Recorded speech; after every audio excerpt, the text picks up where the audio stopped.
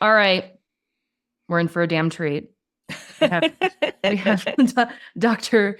Kerry McAvoy, retired psychologist, YouTube sensation, host of Breaking Free from Narcissistic Abuse. You Oh, got I it. got it. Okay, cool. And a fellow, I'm going to call you a recovering shit show. So you can take it. Are you okay with that? I am. I am. Yeah, I think people would agree with you. So you're an adult child, right? Yeah, I'm an adult grandchild, like Oh, a granddaughter. GCOA. Yeah. Did you see? So that was my first TikTok video that ever went viral was about GCOAs. Who knew? Yeah, no, when I heard that, I actually heard you talk about that. I was really blown away. It's, oh my goodness. My father was like in such a reactive mode from growing up with all that alcoholism that he was like a teetotaler. On the other hand, I think there was a lot of addictive behavior to his, or at least sober kind of addictive behavior because he didn't deal with his feelings. He would shut down. He had a volatile mood. We definitely tiptoed around him a lot. You could tell how broken he was and unhealed he was from his experience. I mean, his, yeah, okay, I'm going to sound like I come out of the off some hill somewhere, but my mom and dad are step cousins, and my mom and dad are step cousins. Nice. Yeah, I know. So my dad's stepdad, who is the alcoholic, was so severe. Is my mom's uncle. Mm-hmm. So yeah, that's the connection. So it was my mom's uncle and my dad's stepdad, and he was so severe that he had my dad driving him home from the bar at 12, Mm. with a board on the foot, trying to get him home safely. Drank the family's paycheck before they could even spend it on anything. And at one point, they burned their house burned, and they lived in a tent for a while. Oh, it was ultimate shit show. My dad survived. Absolutely, absolutely. When did you learn all of that stuff and from whom? They just kind of would share it incidentally. Like as when you were a kid? Yeah, I'd hear Uh-huh. about the stories, and maybe not. My dad would get real quiet. He would sort of shut down. The worst stuff, he would get very anxious and overwhelmed and emotionally just shut down and stop talking about. So we knew that there was topics not to get into. Do you remember what? What was not allowed? Probably, well, there was also pretty severe abuse going on in that house. So if we brought that up, that just was a kind of an off topic. We really didn't talk about extreme forms of like sexual abuse, physical Mm. abuse, those types of things. Yeah, yeah, and he was an interesting guy. I think as a psychologist, I think he had a mixed personality disorder. I think he had borderline personality traits with a few antisocial personality traits thrown in there for just good measure.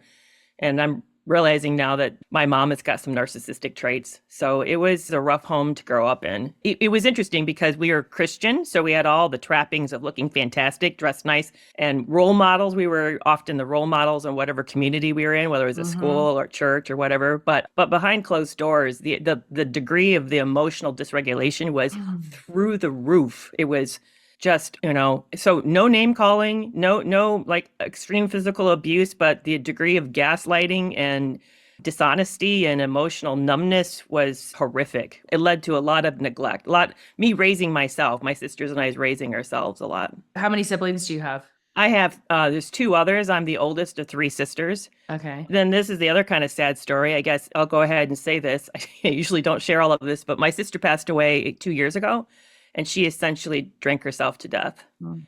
She was actively drinking heavily and she was suicidal. She had been from one narcissistic relationship to another, had no hope, right? And she had severe MS. So she was losing her mobility, was not far off from having to use a cane. She had another kind of symptom that caused tremors in her hands, and the tremors in her hands were so severe she couldn't even put makeup on or write legibly anymore. So she just felt like she was in a physical prison, and I think alcohol just really offered incredible way out of life. Of course. Oh, absolutely. So she died of a rapid onset of pneumonia, but had complete full liver failure. And they kept asking us at the hospital, does she drink? Is she drinking a lot? And no, we're like, yeah, she does a lot. She can go through a lot. But I didn't want her labeled that way. I just didn't want that, going down on a record that this was due to alcoholism, because it was really because of the pneumonia that brought it on, actually. But she had the kind of pneumonia that you have with an immune compromised system, but she was on a certain kind of MS medication that lowered her immunity. We didn't know that. So she ended up with the type that if you're very immunocompromised, and so it was really rapid and very aggressive. Well, it's kind of interesting that you say that there, because is that kind of bringing forth like a level of shame, about alcoholism? Oh, yeah, absolutely. Is that kind of like enabling in a way? Yeah, a lot of shame in my family was like we're Yeah. hiding stuff, absolutely hiding stuff, looking great on the outside, but we're hiding how really, really horrifically awful things are in the inside, how scary, how out of control things feel. Yeah, that was. It's so interesting for me because I don't have any shame in the word. I've been sober for, I'll have 16 years next month. Oh, it's coming up. I don't have any shame like with the label alcoholic. I know that a lot of people do. I feel like for me, since I've been like saying, "Hi, I'm Andrea. I'm an alcoholic," since I've been like 13. You know what I mean? But it's really interesting to me how people they don't like that label. They feel like there's a stigma with it, but is there really, or is having that perspective causing the stigma to be with it? You know what I mean? I do know what you're asking, and I think this is why I use the word victim. I allow myself to be called, I've been a victim. Not that I say I'm a victim today. I'm not being victimized today. I'm definitely am surviving and thriving, but I'm not ashamed of the word that I've been victimized, and I have been a victim for periods of time in my life. And I know that there's tremendous shame in that as well. So here's what I see that for me causes me problems. Am I ashamed that my sisters felt that hopeless and felt that she had no out and that we have a genetic predisposition to alcoholism? No, to me, it's a fact. But what I'm uncomfortable with and that I see happen way too often is that society places a lot of stigma on it and then it affects the kind of quality of care someone might get.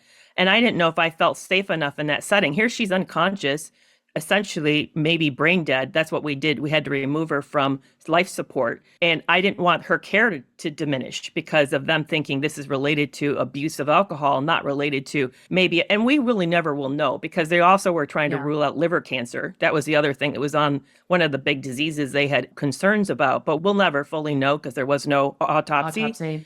Yeah, but I didn't want her care to change. And so I can't always feel like I can't trust the society. Even look, I mean, I did a 29-part series on TikTok called How I Met, Married, and Got Scammed by a Gold Digger. And the amount, I would some days log in and see hundreds of comments, hundreds. And a lot of them were attacking, shaming, blaming. I had to take it on a chin for weeks that I was pathetic, that I should have known better, that what business did I ever have to be a psychologist, that I should have had my degree removed. I mean, I heard all sorts of nasty stuff and you know who the worst were? It was women, other women.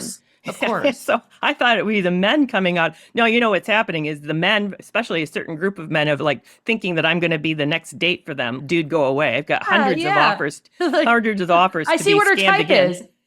No, I just want to circle back. I wasn't really, when I was bringing up that point with alcoholism, it wasn't necessarily directed to you in your story. It's just the question of like, by people feeling not wanting to use that label, it's just the question of like, is that perpetuating that we feel like this is something shameful? You know what I mean? It's just like something to think about. I mean, I don't know one way or the other, but it's just a thing. Yeah, and that's why I use the word victim is because I don't want to perpetuate that. I think there's nothing shameful in that. I did not victimize myself. Somebody came into my life and lied to me and then took advantage of me. That happened to me. I didn't.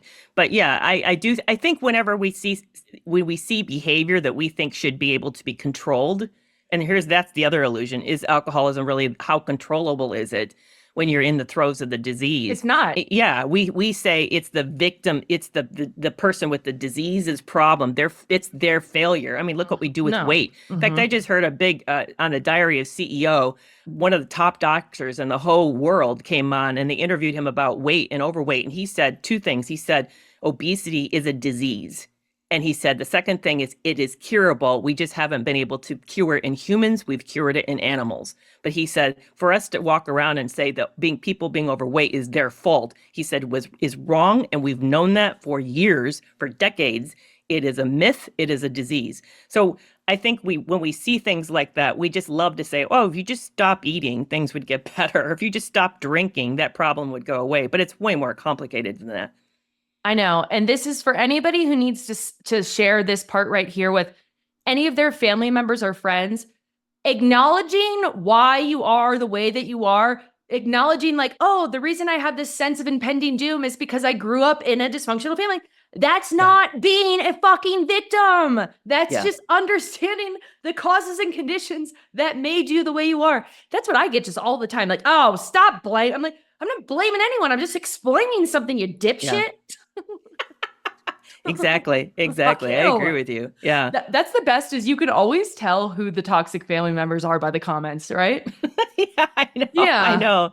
Oh, I know. Yeah. Yesterday Yeah. I got slammed. I got slammed for saying that I'm autistic, that I was hurting all the thousands of children who are suffering. And I thought, what an ableist comment. How you have no idea my capabilities or disabilities. Just because I've been able to become a psychologist and get married and raise children does not mean I don't have disabilities. That's like Yeah. the Instagram I just went viral. It has 11 million views, but it says basically how when my therapist tells me your toxic family members will choose to see you as the version of yourself that they had the most power over you, you know? And just Wow. like the people that are like commenting on it, well, hopefully you found a therapist that lets you know that you're not always the problem. Oh, so like you have a family member that a therapist has said this to, right? Yeah. Wow, that's a powerful statement. I love that. Jeez, Yeah. I'm gonna have to go find it. That's incredible. Okay, let's just circle back. I want to know, when did you realize your childhood fucked you up a lot more than you thought it did? After that last relationship. Okay. Yeah, so just recently, in the last 5 years, so here I am in my early 60s, and I would And say you've been a therapist for, oh, yep. yep, 20 years. Classic. Yeah, I know. And even, it wasn't until I heard one of your episodes talking about, how did you say it? Like grandchildren of alcoholics. So like, oh shit. I was, oh man. And then I paused and looked at my family like, oh yeah, it's everywhere. I don't know why I didn't see it. It wasn't, I was starting to say maybe I was in a lot of denial. I don't know. I just didn't label it or see it that way. But I missed it. I missed it until. But you were the hero child? Well, I varied. I was the parentified and the scapegoat. Okay. Because my autism made me kind of nerdy and weird, a little different. So they didn't always know what to do with that part of me. So they would say, so I scapegoated a lot. But then also because I showed up and colored within the lines. I'd even ask you, how thick should the lines that I'm coloring be? I'm just so careful. I definitely want to circle back to the autism thing because it's actually something I haven't talked about on this show. But let's go through this relationship. Give me the highlights let's hear it. Give me the juicy deets. So I was widowed in 2015, and it happened rather suddenly. My late husband and I had been together. I'd known him for 33 years, been together for 31, and he was diagnosed with a terminal cancer that I'd never even heard of. It was duodenal cancer, which is small intestinal cancer, just below the stomach. It is a really rare, very rare disease. It only strikes 5,000 people in the United States a year. There is no treatment for it, and you find it really late stage, and it's very rarely treatable because it's usually so late stage. And sure enough, for him, it was stage 3B when they discovered it. He was dying because it closed off his ability to eat. So he needed immediate surgery so he wouldn't die of starvation. And he recovered enough from the surgery in order for them to do treatment. He had already moved to stage 4. He opted out of treatment, went into hospice care, and then passed away. From diagnosis to death was 5.5 months. Oh my God. Yeah, it was a rough go. How old were your kids then? My kids were 24, 21, and 17. The last was in high school trying to graduate. And he died a day or two after my last one walked for his diploma. In fact, I tried to show him the video of it, and he was too far gone to even see it. I kept saying, see, look, your youngest walked. He graduated from high school today. It was so sad. I mean, it was. Did you just go into like healer mode? Were you just so like focused, or did you have feelings, or were you No, I was devastated. We were also building our retirement home. Yeah, no, in the midst of it, we were building our retirement home, had to stop that. So I was losing the house we were moving to. We were living in an apartment. So we were mid transition. My dog had just died the year before. So I had lost my dog. My last child's leaving home, graduating, and going to be an empty nest. And I had to stop working because I believe today, I don't have proof of it, that the cancer traveled to his brain. He had an early onset of dementia brought on by the cancer. So he needed me home full time to take care of him. But honestly, I cried. I sobbed every day. Every day that he was sick, I sobbed. At night, he would go to bed early because he was so tired, not feeling good. And I would sit out in a chair, turn on some very dark music, and just sob until I fell asleep. And then I'd stumble to bed, get up and go to work and go to work taking care of the house and keeping us afloat and running him to his appointments. And then at night, I would do the same thing over again. It's interesting because at the time, my middle son had lost a job and lost his housing and briefly was homeless. And then we discovered it and brought him back and had him living in the basement. We had no even extra bedroom. We had to put him in the basement of this apartment, house that we owned. We happened to own it. Was he had you kind of kicked him out, or why did No, you we haven't find out? No, we hadn't kicked him out. He just was he's very autistic and he just wanted to be independent, and things had kind of fallen apart and he didn't really want to come home and tell us it had fallen apart on him. I don't know why. I mean, I think he was just trying to solve it the only way he knew to solve it. So anyway, we found out, brought him home, and just recently, he and I lived together actually. And just recently he said to me, Mom, I knew we'd be okay. And I looked at him and I said, I was sobbing every day. And he goes, I know, I could hear you. But then you'd be up the next morning and back to work and I knew we'd be okay. How many kids? You have 3, you said? I have 3 sons.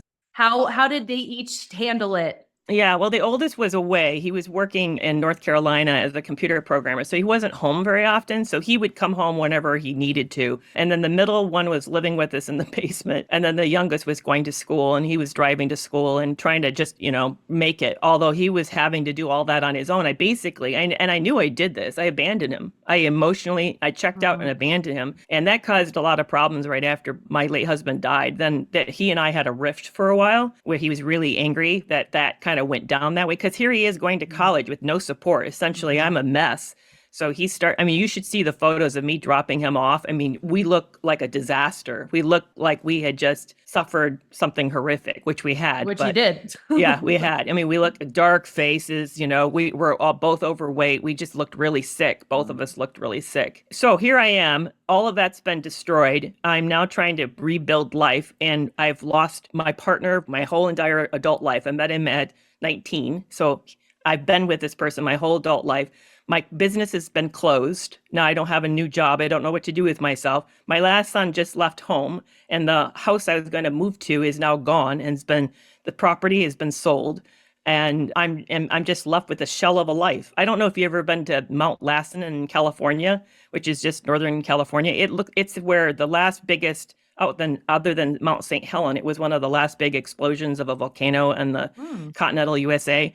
It has a blast zone that's hundreds of miles still today. Even if you go, you can tell where it blew off that top of that cone for hundreds of miles is the radius. And it looks still in a way dead, like it's been devastated. That's what my life felt like. I kept thinking, this is the blast zone of losing Brad. And it was just utter. I cannot describe how utterly desperate and devastated I was. I felt like I didn't even know if I could survive one more day. That even breathing hurt. My chest hurt. Breathing hurt. I was I was spiritually a mess. My faith had been really tattered and shattered by this. It was devastating what happened, what we went through. How were you getting through the days? And were you self-medicating at all? Were you doing anything? I'd hang out with a friend most of the day, and then I'd come home and watch TV and go to bed and sob and just try to deal with this pain, this intense, I don't even know how to describe it. It's a horrible pain in your chest where you just feel like you're lost. I felt totally lost, like more alone, more lost than I had ever been in my life.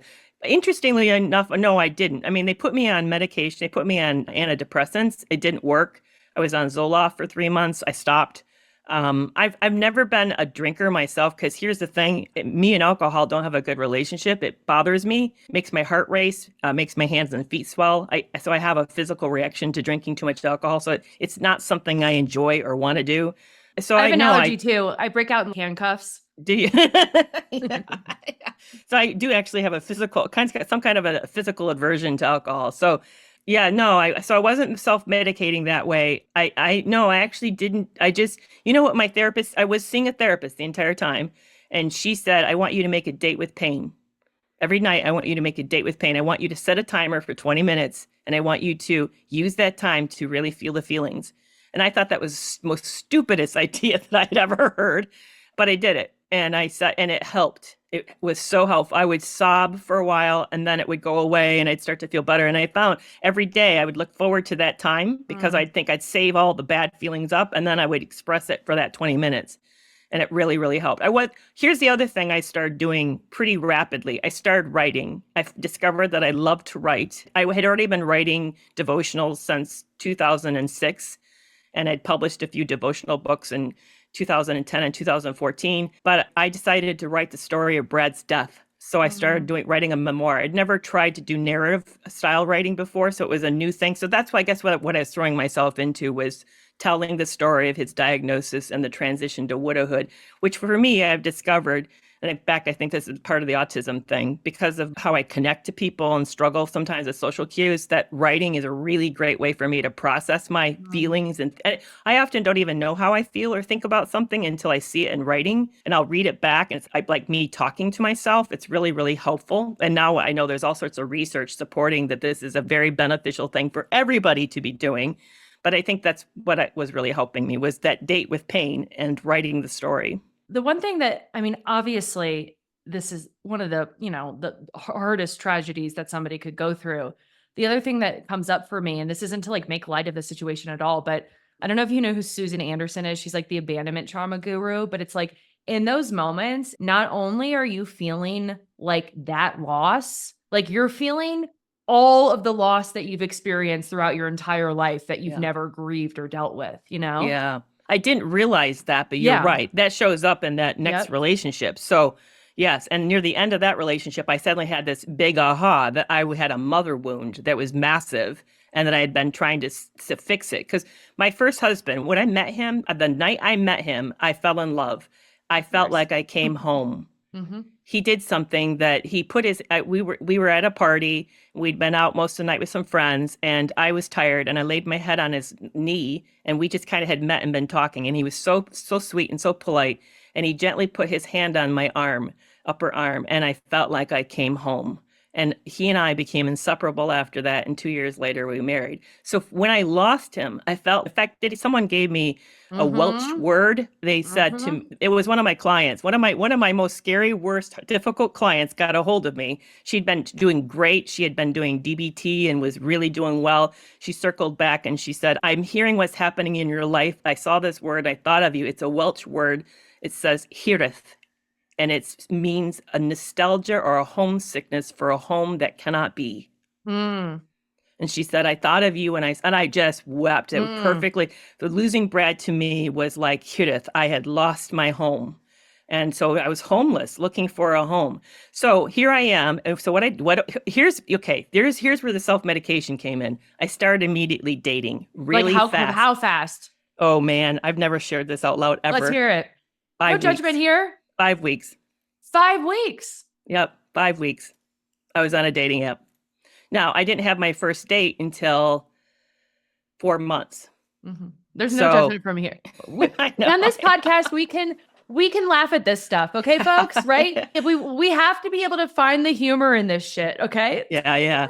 So I was on within 5 weeks, and maybe were you able to? I'm the type of person that like it takes me forever. I mean, obviously I've never had anybody die, but I mean, I'm just like mourning the fantasy of somebody for like a year, and so the most wonderful person in the world could like come right in front of my face and I wouldn't be into them. But were you able to like, no, it felt like cheating. Like? I didn't. That's why it took me so many months. Still, I started, and then of course, they say, how long have you been single? What do you? And I think it was even like, I think it was like 3 weeks. Maybe it wasn't even 5. But like, how do you say, like, a few weeks ago? You should have just responded, my husband died 3 weeks ago. Oh, I know. And then they would say, well, I don't think you're ready. I mean, I met some nice guy like, you're not ready. And like, yeah, well, probably not. Well, kudos to you for actually being honest about it. I wouldn't have been. The psychologist on the side of me says, no, you're not. But that pain, I wanted out of that pain so bad. I wanted the life that I'd lost back. That's what I really, really, really wanted my life that I had lost back. And I felt so angry being at 52. I was going to have this, Brad and my best years were when we were with kidless. It was 7 years before we had our first child. And we were about to do that again. And I was so excited to have this time alone with him because we were best friends. He was my best friend. And I felt like it was just ripped away. In fact, just yesterday or the day before, I was on Facebook and saw somebody younger than me celebrating their 36th wedding anniversary. I think that's not fair. This year would have been my 40th. I would have celebrated my 40th year. So I was really, really angry. So yeah, I started dating really fast, but I didn't meet my ex until a year later. So I met him, was actually 13 months from when I had lost Brad.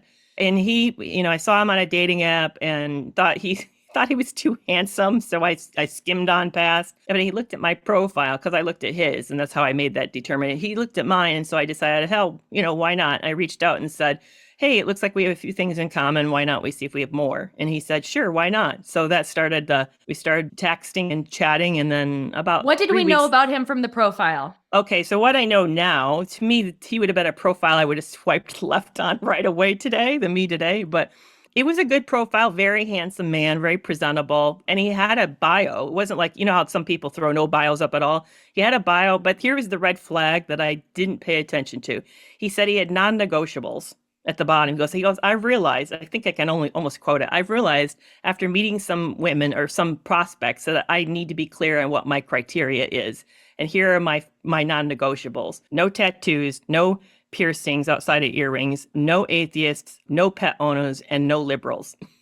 No pet owners. Yeah, no, he didn't want a pet. He hates pets. So I thought, well, I match all of that. So why not, But today I would have thought, no, I don't want somebody who's already boxing people, putting people in boxes. Yeah, it's kind of interesting to think. It's kind of, yeah, maybe you don't throw that out there. I'm trying to think because it's, you can have preferences, but maybe it's. He said non-negotiable. Yeah, exactly. You're right. What about age? Were you guys similar in age? We were. No, people want to. That's the first question always ask me. Was he a lot younger than me? Are you? I bet he's a lot. He was 5 years younger. So he was in his late 40s. He had 2 kids. They were my kids' ages. He had a career. He was college educated. There was a lot that we had a lot alike. I mean, we had a similar faith background, similar belief system. The other big difference, he grew up in another country. Okay. So he wasn't, but he'd been living in the United States. Eastern Europe?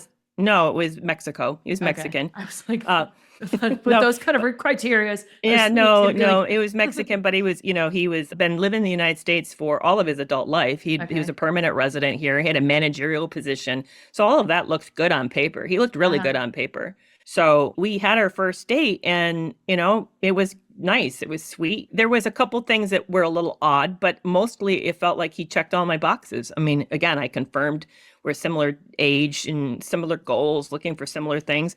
He did a couple things now that I look back and one was he was way too controlling. Like he wanted to carry we went to Lake Michigan in Michigan. And so we just had a kind of a beach day. But even then, we were dressed in shorts. It wasn't like there was nothing, it was appropriate. Mm-hmm. So we had a beach day and we had a picnic at the beach. But he insisted he carry all the stuff and swung it away from me. He wouldn't even let me take any of it and said, no, it's time for someone to take care of you. Now, that sounds really wonderful. But the way he did it was sort of intense, a little intense. And then the other thing that was from an image perspective? He just really needs to be in control. That's a pervasive thing of this relationship is control. That's so interesting. I've never thought about it from that, from carrying things. That's interesting. Okay. Yeah. But the way it was him swinging away, he literally, here he is burdened down. Like he literally was burdened down. We had so much stuff. So he's like dragging, his shoulders are being dragged down. I said, here, let me take something. My hands are empty. He goes, no. And he swung away. I'm like, this is really weird. So, and the other thing that happened was, he told me a sob story right away. And I thought, well, that's really intimate. He actually shared he'd been sexually abused. Mm. And I'm thinking, whoa, yeah. And I with some details, I'm thinking, I've never met a man to admit that out loud, and certainly not on a first date. And then, because I had also survived sexual abuse myself, I'm thinking, okay, so do I share that I have? And how will that be perceived if I don't? I mean, so it put me in this weird position of I'm not ready. I don't want to talk about that. But I think so. All I said, yeah, I understand it's happened to me. And I just kind of like left it at that point. And then the other thing that he shared that he'd been married 4 times. There's the biggest one. So I asked what went wrong. And his reasoning, it wasn't that he attacked the women. It wasn't like he said, oh, she's a bitch who, nagged. No, I didn't hear that. That would have been a clear red flag. But his excuses, they felt like one-sided. His reasons were one-sided. He told me what each woman did wrong in a very, well, she was a little too involved with her friends. And the other one was, we just weren't compatible and I wasn't in love with her and I married her really young and I wanted out of the house. Okay, I can see that. And you kind of rushed it. I mean, but every woman, he had reasons that kind of like sat outside of himself. But then he did the thing that kind of convinced me he was better, had done better. He said, but I read this great book, Love and Respect. And I've learned that my mom asked me what was going wrong. And I realized I've never interviewed the women. I just rushed with my feelings. I thought, okay, that's reflective. That's good. That maybe he's learned, maybe he wants something different. But when I got to know him better, that story never changed. It was like he had scripts. I realize now he has scripts. He's a pathological liar. And I think there is some truth to a lot of them, by the way. Yeah. I do think there is some truth to them. But I interviewed the wives after we broke up. So I have their versions now, too, except for one. I didn't interview one of them. But because I wrote a book, Love You More, is this tale of what happened here. Yeah, so but here's the other thing that happened. That night, I'm a strong introvert, so he overwhelmed me all day. We were together all day. He's loud, and he takes up a lot of space, and he's very much an extrovert. So I was very worn out by the end of the day. It made me actually sick. I felt I had kind of an introvert hangover where you just feel awful. So the next day I said, you know what, I'm not in a space to go to church. How about I just drop you off at the airport? But he invited me into his room, and they pushed sex really fast, which I didn't want to. And there's my error, is that I was like, was this the first date? Mm-hmm. Okay. And he lived in a different city? Mm-hmm. Yeah, he flew in. He flew in for the overnight, stayed at a hotel, didn't stay with me. And the next day he's packing, and he says, come up and stay, be in the room while I'm packing. And I literally had thought, no, I want to stay in the lobby. I don't want to do this. And I wanted to be nice. And then, and I even went, if you looked at us, you'd say, he's over here and she's way over here. It can't be further away from him. I literally was trying to keep space between us. And sure enough, he was kind of like suddenly in my space, pushing himself onto me. And we had that experience. And yeah, I didn't, I sound like a typical woman. I didn't do enough saying no, even though my behavior says I'm not into this. But I went ahead and I thought, well, hell, why not? And then just went with it. And then he was really weird. He just sort of like, when it was over, he just sort of stood up. Well, should we go to the airport? I'm thinking, well, that's quite a transition. And so we did. But when he got home, he said, hey, I think I pushed you too fast. And see, here's the thing I missed. One of the other things that not good people do is they test and then apologize. That was a test and apologize. So when you see the test and apologize, back way off, because this person's checking to see if they can push boundaries. And they want checking to see what you're going to do when they do to push the boundaries. How conscious is that? I think with him, very conscious, but I don't think it's conscious with everybody. I think now he's a sociopath. He's a narcissistic sociopath. A lot of this is, he plans this stuff out. He strategizes. So for me, in this situation, it was intentional, but I'm not saying it's always intentional. I see that pattern a lot. They'll say, hey, baby. And you're like, I don't know you. Oh, I'm sorry about that. I didn't mean anything by that. But you still see that test and apologize. It's a problem. So the dating period was great, in a lot of ways. There were, again, I could dissect where the problems are, but overall it felt like a fairy tale. Felt like he was the person I had been looking for. I felt like I was fell madly in love with him really, really fast. And we got married a year later. How often were you seeing each other? Probably at least once a month, maybe twice a month, as fast as we could, make it happen. Were you communicating constantly? Yeah, well, he's not a huge he was doing intermittent reinforcement with the communication. So he would text a flurry of things at night and then disappear and then text a flurry of things. So there was that kind of not consistency, but he was super sweet. He would do things like this that really just blew me away. Like we had a tornado in the area, which is really rare in Michigan. And he heard about it and he called me and he all alarmed and said, I'm so worried. I had the impression to want to get in the car and drive to you. But I realized how far away that I can't get there in time. And it was just kind of sweet stuff like that. So it was really stuff I'd never had in my life that really felt wonderful. Would you get really anxious when you wouldn't hear from him? Oh, absolutely. Like that? It was miserable, debilitating? Yeah, absolutely. Had you ever experienced that before? No. Okay. Not to that severity. Sucks. No. It was intoxicating. It definitely wasn't. I mean, there's the addiction. It was definitely intoxicating. Felt like I lived to be with him. And then when I wasn't, life turned gray, literally went gray. And then when I was with him, it would be vibrant again. And then when I wasn't with him, life turned gray. It was awful. Did anybody know what was going on? Yeah, but they didn't get to meet him. And I was having a fallout with a big friend at that time because she was afraid he was going to move away. So it wasn't like I had a lot of support. And remember, I'm widowed. So my whole social realm has been devastated. Here's the other weird thing he said on that first date. And I now know it was an admission, but I took it as something sweet. He said he'd been he had his English is his second language. So I made a lot of accommodations for the way he communicated. He said he'd been researching widows. I assumed he meant he'd been researching information to understand widow issues. No, he meant, I believe, he was searching for a widow. And we can all think of why would you be searching for a widow? I missed it, totally missed it. Here he had signaled what he is up to and I missed it. So there's the scam part. So you get married after a year. What are your sons thinking? They love him. Well, the one is living with us, and it is love growing, falling, and have love for him as much as I did. He's really great to him. Now, if he had lived with us for a long term, would it stayed that way? I don't know. But see, I think my ex had a motive, and I just told you what the motive was.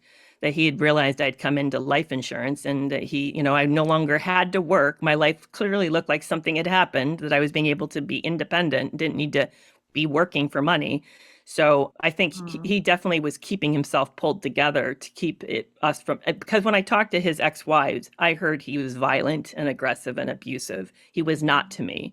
And it was because I think if he showed too much of that side. In fact, I also have proof that happened because I found out when the relationship was over that the developer, we moved to Mexico. So I didn't tell you that part, but we moved to Mexico. But the developer, and it was my idea. He did not suggest that. But he was, on the other hand, encouraged it, happy about it. But the developer would ask me in the hallway, how are you doing? And I kept thinking, why is this guy being nice to us? Because we're holding him to some penalties that is bad on him and great for us. He should hate me. We're in contention with each other. Why are you being so sweet? Well, I found out that when we would get into a fight, my ex would go to the elevator, tear it apart on the way down as he's stonewalling me. And they assumed that if he's doing that to the elevator, what in the world was he doing to me?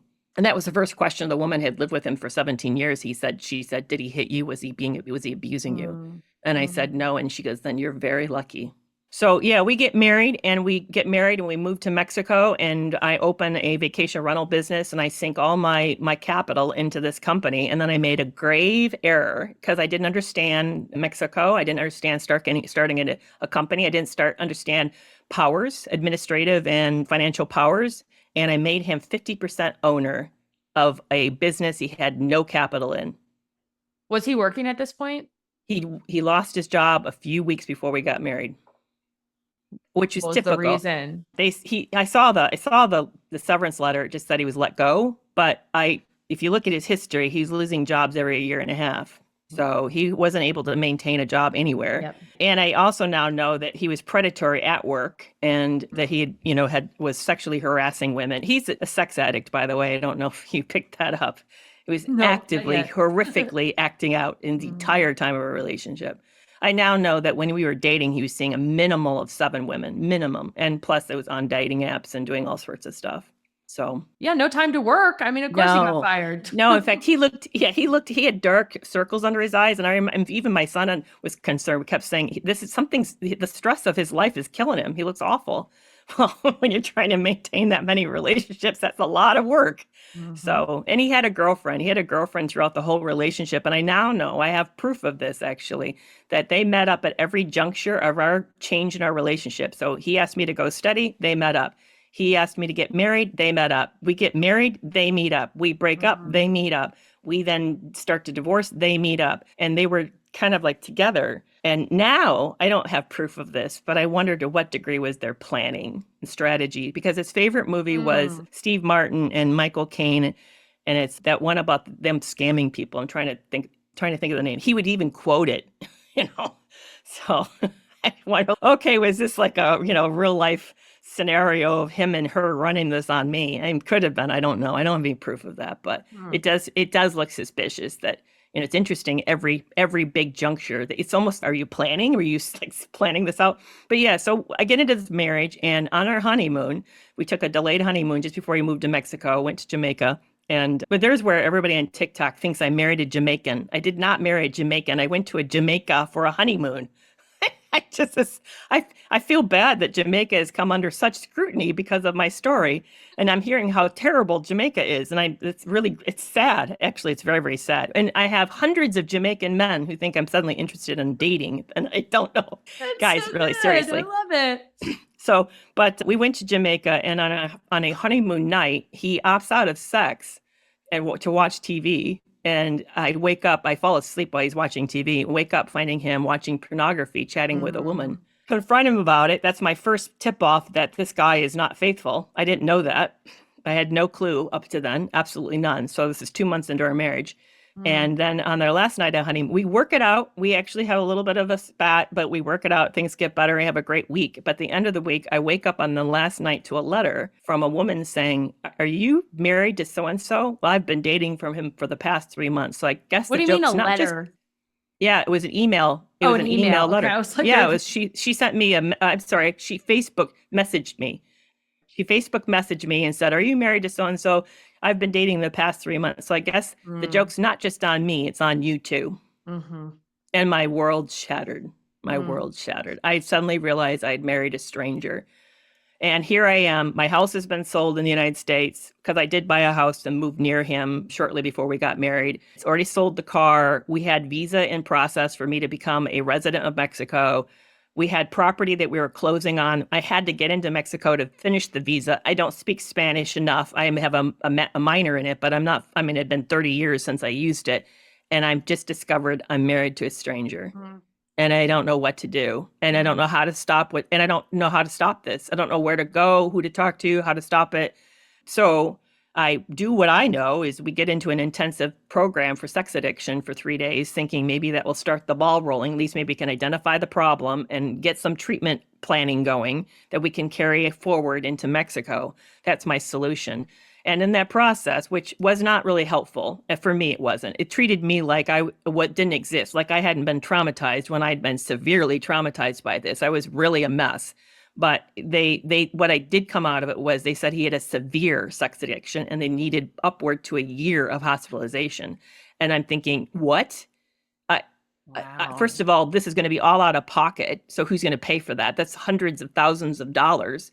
And then how does that work? And like I can't inpatient, a year inpatient. I've never heard that he needed residential treatment, months and months of residential treatment. Wow. I'm thinking but here's the thing. I didn't know what they were referring to. What does severe sex addiction mean? Yeah. Nobody, it's not discussed in graduate school. I don't know what the levels of mild, moderate, severe look like. Where was this? Like the Meadows or something? Where did you go? We didn't go to the Meadows, but I'm aware of them. And we looked into it near the end. That was what we considered having him go there. But it was a certified sex therapist that we saw. She'd been certified. And she was a psychologist too. She was the one that did the assessment on him. And I just looked at her thinking, as a psychologist, I understand the words you mean. I know that severe means it's severe. And I know what severe depression means. That's somebody who can't get out of bed and can't function at all. Literally, they can't function. So you're essentially saying this man can't function. But what does that mean? Does it mean, am I at risk? Nobody's discussing the fact that he is putting me at risk, in danger, literally in danger. So I felt very not protected by the system. I felt ignored. Just typical to growing up, surviving in this household with all this neglect. One more time, I'm being abandoned and neglected. I literally, when I walked out of the treatment program, I thought, well, that's great. He got some help. But I woke up, I'm like walking out broken. I'm walking out feeling worse and shattered because I was ignored to this whole program. But we get into Mexico. And the other thing that was said to me is, Kerry, this is a tip of the iceberg. You only know a little bit. And there's a whole lot you don't know. And you just found out the little bit. And I'm thinking, okay, so what does that mean? So anyway, but we get into Mexico, and of course, it continues to be an ongoing problem. And, I'm seeing just like I'm sure, I don't know because I've not lived with an alcoholic, but there's mood swings and cycle. Yes. There's a cycle to abuse. I definitely could start seeing the cycle with him where he's doing great and it starts to taper and it's doing really, really bad. Then there's this massive crash and then we get things start to do better and he just promises again and he starts to follow the program or do something and it starts to be really sweet and then it starts to fall again. And then, was he going to SA? He was going to AA, but not consistently. He was supposedly had a mentor, but I think he was lying and not meeting up with the guy. I think there was a lot of deception. I have one of the times I asked his mentor, did he meet up with you for these meetings? He goes, no. And he said he was. So he is supposedly seeing a therapist the entire time that we were in Mexico. We had found really solid therapists with good credentials and a lot of expertise. And I'm not even sure. I know at least one time that he ditched his phone near the therapist's office and then did something else for that hour and a half. So I think there was an enormous amount of acting out, and I don't know the scope. In fact, near the end of the relationship, I said to him, I think this is what a typical day for you and I looks, and I described the day. I said, how close to that is that the truth? And he says, not at all. He had a double life. He led a double life. There's what I saw and what I thought we were living, and then there was what he was really doing. So it was a horrific relationship. Very, Was he very, spending very. a lot of money? Hmm. Yes. In fact, I'm getting ready for another discussion of this. So I was looking at our records, and I was looking at how much I was spending on Amex during that period of time. Remember Mexico prices. Mhm. I was spending way more than I am now, and what I spend now is for a business. Mhm. I was way exceeding. So here to give you an example, our credit card bills were running us 6 to 9 thousand a month in Mexico. What was he spending it on? We were eating out every time, and here's how I enabled him. I could tell that if I kept him busy Mm. and kept doing new things, novel things, Mm. then he seemed to be more attentive and connected. So I was moving from, we would go to this adventure, and then we'd take this excursion, and then we'd stay at this hotel, and we were constantly doing stuff because it kept him connected and kept us made me feel like we're better. But Well, it's kind of because buying his love, right? In a way. I Mhm. didn't think of it that Yeah, way. I I know. maybe I I was know. like trying to buy. I felt like I was trying to buy connection, maybe Yeah, that is. or keep him busy. Yeah. Yeah, kept him busy, kept him out. I guess I saw it as a mom. If kept the kids Hmm. busy, keep them out of trouble. So yeah, I was keeping us busy, but it was Exactly. like driving me. It was driving me and losing tons of money. I mean, and that's not how I normally live. We were literally eating out every meal of every day and doing something constantly. And as long as we were doing that, it felt good. It felt like really great between us, although it really wasn't, but it felt better. But if he'd get bored fast and Hmm. he got restless and he was irritable, he was miserable to be around. So part of it was not just me buying attention, it was also me just trying to survive a not fun person to live Yeah. with. Yeah. So Real buzzkill. he was miserable. I'd never met a more bored, restless, Mm. empty person who with not good goals, not direction, no direction to his life. I mean, he lived for fix to fix to fix to fix. He said he compared himself to a wolf, and he said he was always hunting, and he called women meat. And so and I could see the women he was marking and grooming. I could watch him groom them, and sometimes I'd try to intervene and protect them from him. What do we know about his family? Well, I got to meet his family. His mom lived with us for 8 months. Okay. Yeah, I got to. So what I now know is his dad was a severe alcoholic, severe, and was a very abusive man, violent, horrible. In the family, kind of all verified that. Terribly afraid of him. He moved them constantly. Every child was born in a different state in Mexico. That's how much they were moving, how fast. And Mhm. there were 6 kids. He was a womanizer, so he's cheating. So and my my ex-husband knew that because he one time had to go find him and found him at a hotel with a woman. Mm. So it was very overt. And then he abandoned the family after the first 2 kids went to college, got some education. He said, "Well, I've done my job. Now it's up to you to take care of your mom the rest of her life," Mm. which has been what the kids have done. So they house and take care of this woman who has no income and no welfare, no support. They have been basically and he's now passed away. He died of cancer apparently. But again, I don't know. I can't verify that. That's just what was told to me. So I don't know if it's true. But so I met his mom. His mom said to me, of course, she didn't speak any English, so I couldn't have a big relationship with her. And she was pleasant most of the time. But she said, and at one of the Bible meetings that we had with people who spoke Spanish and could interpret, that she had been a bad mom. She had not been good, and she was better. Now that she had found some faith, that made her a little bit a better person. But he would tell me, "Be careful with her," and he was sincere. He would like, "Be Mm. careful with her. Mm. She's manipulative, exploitive. Don't trust her." That's what Mm. he'd say to me. Don't trust her. And Mm. then the stories he'd tell, I believe some of them were true. The way she pitched, because it happened in front of me, around me. How he found out she was giving money to one of his brothers that he'd been giving her for her living expenses. I mean, that happened, so I got to see it. And he'd confront her and say, "You stop doing that, or I'm stop giving you any money. I'm not sponsoring my brother's life." So when he said, "Yeah, she preferred my brother and pit us against each other," I'm like, "Yeah, well, I see it happening now. That makes sense to me." So I do believe it was a really, really rough home, really bad, scary home. But I think this is me again thinking as a psychologist. I think his solution to this whole thing was, well, it was bad, but I'm not going to be a victim. I'm going to be the one with the power, and I want control of my life. And so he ended up emulating his father in this whole process. I had this, I don't know if you know who Dr. Ken Adams is. He wrote the book Mm, called Secretly Seduced. hmm He has a new book and it's about adult children of sex addicts. Yeah. I had him on it's really interesting. Yeah, it was. I listened to it. It was really good. Yeah. It was very powerful. Yeah.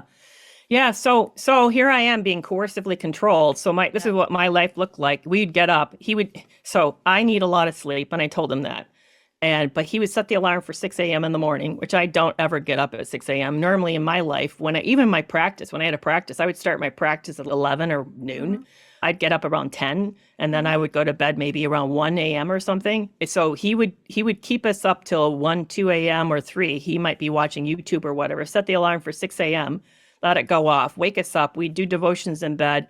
Then he'd run us from appointment to appointment all day because we ran the business together. So it was supposedly his job, and then there was my job, but we would do his job together all day. So we'd run all day. We wouldn't stop to eat or nothing until finally for dinner. We'd have dinner. So we'd eat maybe 4 or 5 o'clock, and then I'd have to do my job that we didn't do all day that night while he watched YouTube. And then he'd keep me up again, and then we'd do that day after day after day. That was my life, was like that. And he was, he was just manipulative, gaslighting, controlling, but all sweet and was all covert. Well, don't you think this is best? Or I can't help myself? Or what else do you want here? Or how else do you think this? We have to do it this way because you're the president of the company. I mean, but I had no privacy. So if I took a phone call in front of him, he would like, well, what's that? I'd get the 20 questions. What's that about? Or who are they? Or what do they want? And all of this type of intensity, which at the time I didn't know was abuse. I didn't recognize. I just thought this is not fun, and it's not good. And I'm exhausted and not doing well. But I didn't see that as this is a person keeping me deprived, off kilter, and feeling really confused and then I was confused because he kept saying he'd never worked so hard and he never loved someone so much. And yet his behavior screamed that he was still acting out and that he wasn't really. In fact, at one point I kind of described to him, I said, it feels like we're playing the hokey pokey. I said, do you know what that is? Because he didn't know. And I said, it feels like I get one arm and then I get a leg. I said, but you never put your whole self in. That's what it's all about. Yeah, exactly. That's what it's all about. But I never got the whole self. So yeah, it fell apart when we took another trip. We went to Barbados. I actually collapsed on an airplane. They thought I suffered a heart attack or had a stroke. Gosh. So I was really, really sick. And I was failing. I was like getting sicker as the relationship went on. But I collapsed and we got to Barbados. I felt pretty fragile. And we're wrapping up that trip. And as we're wrapping the trip up, he blew it. He lost it and became kind of more verbally abusive than he'd ever had before. He started accusing me of being stupid and not thinking. And he'd never done that before, just really lost it. And I went out to the water and Barbados is like a big volcanic island. And I was standing on a ledge of that, big volcanic piece. And the water is wearing away underneath. And I knew it was a ledge, but it was firm. I mean, it's volcanic. I didn't feel scared, but I thought this is wearing away. And one day this ledge will be worn away because of this constant, relentless beating on this piece of rock. I said, this is what he's doing to you. He's wearing you away. And one day there will be nothing left of you. And I just felt this sense of, you got to wake up. You got to wake up to this. Later that night, we sat at a picnic table and everybody around us were laughing and having fun and really having a great time. And looked across to him and I thought, he doesn't love me. How did I have mistaken that he loved me? I mean, look around. I see love everywhere. There's no love here. How did I think that this is fool's gold? It looked like love, but it's not love. And then I got a phone call, a text actually from my youngest, who I said we had not been off. We weren't really doing super great, but he texted me. That was super weird. And I said, you know what? I have to take that. Something's wrong because my youngest doesn't communicate like this. So I took the call and found out that my oldest that was sick, seriously sick, and we'd been staring at the wall, losing track of time. And I said, that's an emergency. You need to go to the hospital immediately and you need to call me when you do because this is critical. Whatever this is, he's altered. This is critical. Well, he calls back and he says they've moved him into ICU. And I knew that. I suspected it was that bad. Something was that bad. So I immediately got on a plane the next day and midday as we're traveling, it took us all day to get there into the United States. He called me and said, they're saying he's got cancer. So I knew that then my life was changing and I didn't share this piece, but I had been trying to get the company control back to myself and get him off as a shareholder so I could control the money because he was threatening to take me to court and take half of it if we divorce. So I was trying to get him to do that. And I could feel that this shift coming because I knew it was going to be a shift going to take me way out of Mexico, was going to open opportunities for me to break free from this marriage and possibly shift things back into my control. I could just feel that that was going to happen. And sure enough, that is what happened. Shortly after we got there, when Cameron came home, my oldest came home from his first round of, he had leukemia, his first round of chemotherapy. That night, my ex offered magnanimously to set the alarm to wake him up because Cam had a headache. So I got nervous and was sleeping out beside him because I was afraid what that might mean, because Cameron had proof of cancer in his spinal nervous system. So I was nervous of what this headache could mean. And I went to turn off the alarm on my ex's phone and found he'd been texting his girlfriend. And not only were they texting about meeting up again in the United States, but he and her were talking about what the cost of Cameron's care was going to do to his half of the company assets. So I now then knew he'd been betraying me, not just personally and intimately, relationally, but he'd been betraying me financially. How long had you guys been together at this point? 2 years. Okay. 2 years. So 1 year into the marriage. No, I knew him 3 years. I'm sorry, Okay, 2 years of marriage. Yeah, Got it. 2 years married, 3 years I knew him. So that next morning I got brave and I said, I know. I looked at him and I said, I know. And I left the phone out on the counter. And then the next day he left, he fled. And a week later he texted me and said, I think you know, I can't do this. It's too hard. I don't want out. And will you pay me off? He asked me to pay him off. So I did. I didn't pay him off the amount he wanted, but I paid him off and he signed the paperwork and made me the sole owner. Well, actually, he made me the principal owner of the company. My son's the other co-owner. So we made that shift and we divorced. How quickly? Well, I got blessed because he wouldn't stop asking for more money and wouldn't stop pressuring me and intimidating me and threatening me. He started threatening to kill me at that point. And I was getting divorced in another state. I was getting divorced where I still had residency because I hadn't had residency in Texas yet. So I was getting divorced in Iowa. And I contacted the Iowa court because I was filing all myself, doing it all myself. And I said, I'm here in Texas. My son is gravely ill. And she said, have you filed a motion explaining your circumstances? I said, no, I haven't. She goes, you didn't hear this from me, but I would. So I filed it. And that was like, I filed it. We just filed for divorce 3 weeks earlier. And I filed that motion. And that afternoon, the judge signed off and divorced us. Wow. Yep. So I was divorced like literally in 3 weeks, which was the blessing because they were going to require us to go to mediation.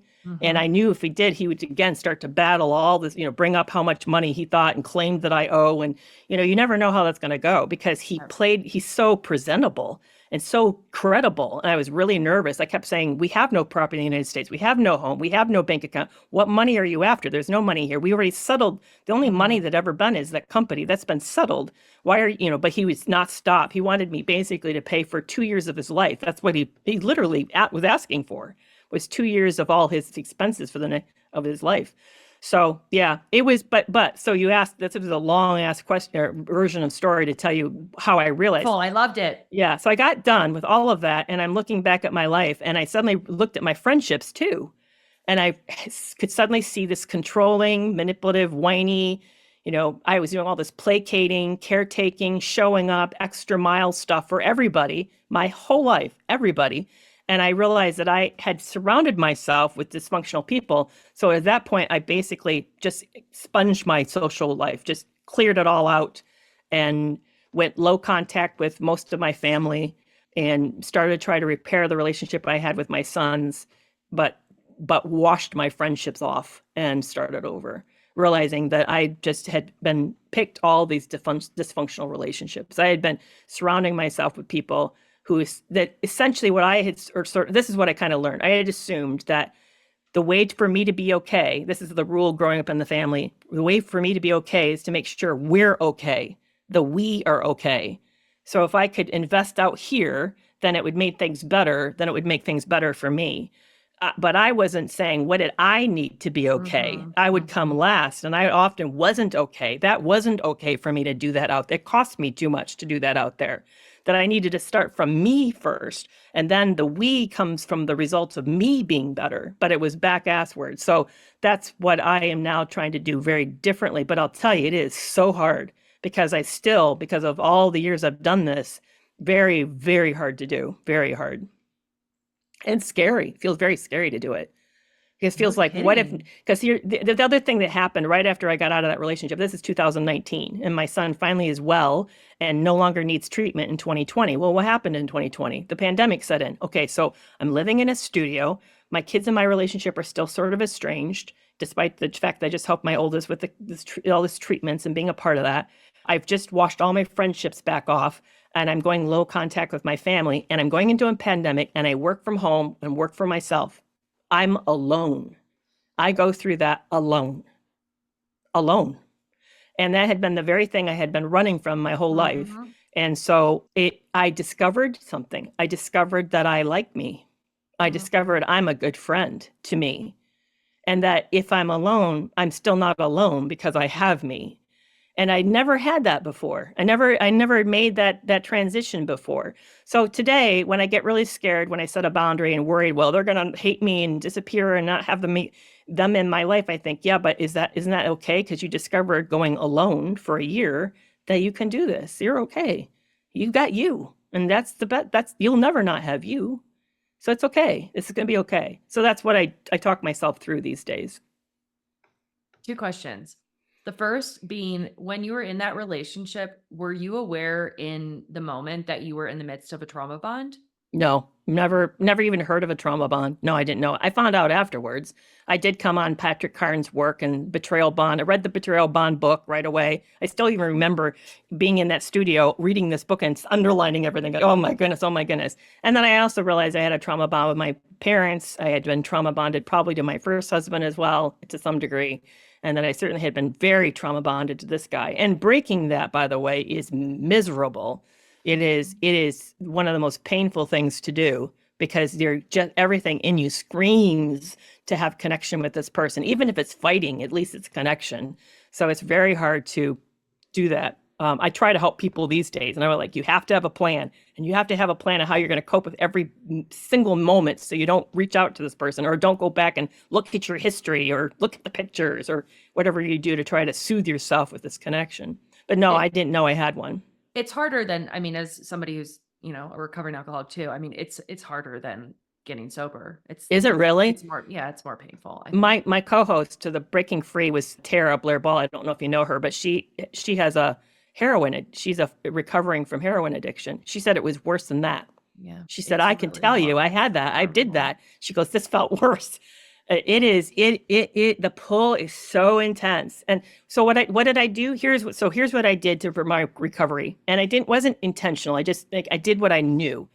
I immediately jumped into a group coaching program for 3 hours a week for a year, immediately. So I surrounded myself with people who were in the same journey, same place, same, these were women who had been living with a sex addict. We could talk the language, no shame. We could talk about the really hard stuff. 3 hours a week for a year, I did this. And the other thing I did, I started writing again immediately. I started writing as we were divorcing, started telling our story, which is Love You More, because I kept thinking, I have to figure out the craziness. Because what happened didn't make sense. What happened? I don't know what happened. There's so many pieces that didn't make sense. But when I started putting it on paper, I could see through what happened. I could see the gaslighting. I could see the deception. I could see my confusion. And then when I stumbled onto chronic and persistent cognitive dissonance coming out of Sandra Brown's work, I don't know if you're familiar you are with that. That's because people like this create a dual reality. They literally are Dr. Jekyll and Mr. Hyde. And you can't tell who you're living with. So you learn to live with both people. And you then create a reality inside of you how to survive both people. And that creates what's called cognitive dissonance. That confusion then actually creates executive function dysfunction. So you start to be, because the amygdala is overstimulated and you're in this constant state of hyperarousal, but also a state of can't define what's real, what's true, then your brain just goes into, I can't compute. And it literally starts to destroy the hippocampus and cause the amygdala to swell, causing real cognitive dysfunction. So the confusion people feel in these relationships is real. It's neurologically real.